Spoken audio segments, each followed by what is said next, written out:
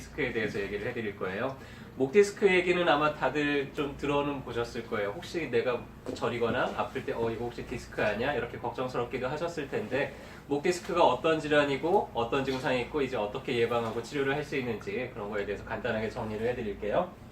목 디스크의 증상은 목에서부터 여기가 뻐근하게 아프다든지 아니면 어깨, 팔 쪽으로 좀 저리거나 아니면 힘이 빠지는 그런 증상들이 이제 디스크의 증상이에요. 그래서 목을 보면은 경추가 7개 경추가 있고요. 그 경추 사이사이로 이제 팔로 내려가는, 목으로 내려가는 신경들이 이렇게 빠져나옵니다. 그래서 그 신경들이 디스크가 터져가지고는 눌려가지고 저리다든지 아니면은 나이가 들면서 이제 척추가 퇴화가 되면서 이 추간공이 좁아지죠. 그래서 이 구멍이 좁아지면서 신경을 건드려가지고는 그 신경이 자기 역할을 못하게 되는 그런 걸 이제 디스크라 그러는데요. 이게 디스크인지 아닌지 감별하는 방법은 간단한 몇 가지 테스트로도 감별을 해볼 수가 있어요. 목을 한쪽으로 돌려서 주로 이제 저린 쪽이죠. 저린 쪽으로 목을 돌려서 뒤로 젖혀보면은 그쪽으로 신경 빠져나가는 길이 상당히 좁아지게 돼요. 그러면은 이제 거기에서 신경이 눌리는 분들은 바로 찌릿찌릿찌릿하는 통증이 훨씬 더 심하게 나타납니다. 하나 더 확인해 보려면 이제 목을 이렇게 쭉 잡아 올려 보는 거예요. 그러면은 목뼈 사이가 늘어나겠죠.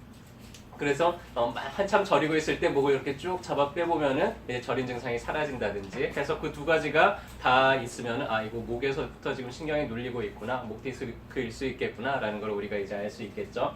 그래서 어느 신경이 눌렀느냐에 따라서 다르지만 신경이 눌리면은 그 신경이 지나가는 길을 따라서 쭉 팔로 내려가기도 하고 일부 가지들은 뭐 등이나 이런 쪽으로 내려가기도 하면서 상당히 이제 다양한 영역의 이런 저림증, 통증 같은 것들을 일으킬 수가 있죠. 어느 신경이 눌렸느냐에 따라서 어깨 쪽까지만 내려올 수도 있고요. 혹은 엄지손가락 쪽으로 갈 수도 있고 가운데 손가락 쪽으로 갈 수도 있고 8번 신경이 눌리면 또 새끼손가락 쪽으로 가고 해서 우리가 어느 저린 게 어딜 타고 내려가는지를 잘 보면 이분이 지금 7, 8번 사이가 눌렸겠구나 혹은 5, 6번 사이가 눌렸겠구나 라는 거를 알 수가 있겠죠. 그래서 확진은 결국에 이제 MRI 사진을 찍어봐서 실제로 MRI 사진상에 이런 병변이 나타나는 거를 우리가 확인을 해서 이제 확진을 하지만은 사진을 찍기 전에도 한 90% 이상은 그냥 몇 가지 테스트만 하더라도 디스크구나 아니구나라는 거를 우리가 알 수가 있습니다. 자, 이제 2007년부터 2011년까지 목 디스크가 각 연령대별로 얼마나 증가하고 있는지 보는데 모든 연령대에서 지금 다 증가하고 있어요. 목 디스크 환자들이 지금 급격하게 늘어나고 있어요. 자, 근데 특히 몇 살이 늘어나고 있어요? 20대 젊은 사람들 중에서 목 디스크가 늘어나고 원래 디스크는 퇴행성 질환이기 때문에 나이 드신 분들한테 많이 나타나는데 불구하고 이제 젊은 친구들이 디스크가 많이 늘어나고 있습니다. 이유가 뭘까요?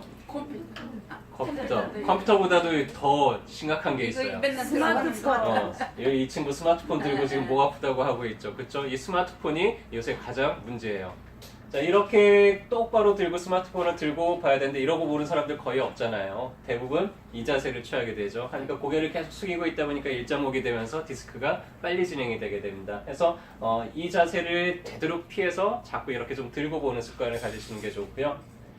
우리가 컴퓨터도 한번 하게 되면 이제 오랫동안 하게 되는 분들이 많잖아요. 근데 컴퓨터 화면이 너무 낮으면은 자연스럽게 수그러질 수밖에 없습니다. 그래서 모니터 화면을 높여서 그래서 좀 내가 모니터를 보더라도 자연스럽게 이제 앞을 보는 이런 자세를 만들면은 가장 좋겠죠.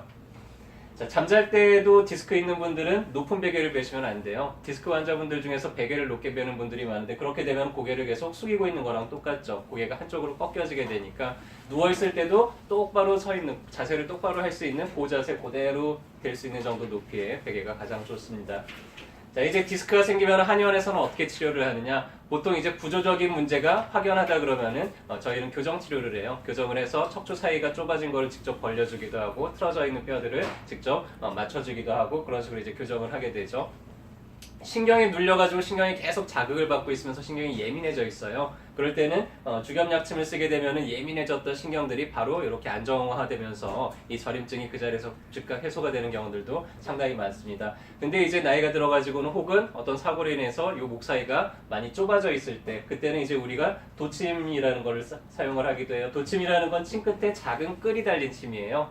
그렇죠? 이 침을 이 경추 사이에 박아가지고는 경추 사이 공간을 직접 늘려줄 수도 있습니다. 바로 며칠 전에 이제 시술했던 분 사진을 제가 찍어 놓은 건데요. 이분도 디스크 때문에 팔이 저리저리한데 침을 딱 꽂고 그 사이 후관절 사이를 이렇게 벌려주자마자 한 1분 사이에 그 저림증이 이제 다 사라져가지고 또 그러고 가셨어요. 그런 식으로 이 침으로도 우리가 얼마든지 작은 이런 시술들은 또 가능합니다.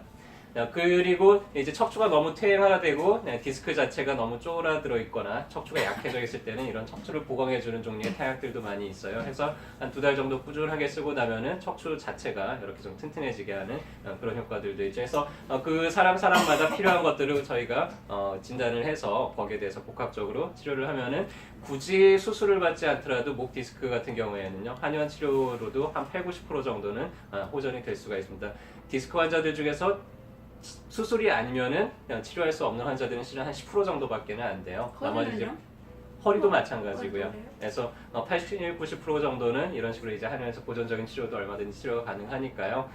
디스크가 생기면 이제 어디로 가면 되겠어요? 어깨동무 한의원. 수술 받으러 가는 게 아니라 일단 한의원에서 먼저 치료 충분히 해보시고 80-90%는 그러면 이제 나아지고 그래도 나아지지 않을 때는 그때 가서 어쩔 수 없이 수술을 하면은 되겠죠. 그래서 주변에 혹시 이렇게 디스크 때문에 고생하거나 이런 분들이 있으면은 같이 어깨동무하고 오세요. 그럼 저희가 또 잘 돌봐드리도록 하겠습니다. 감사합니다.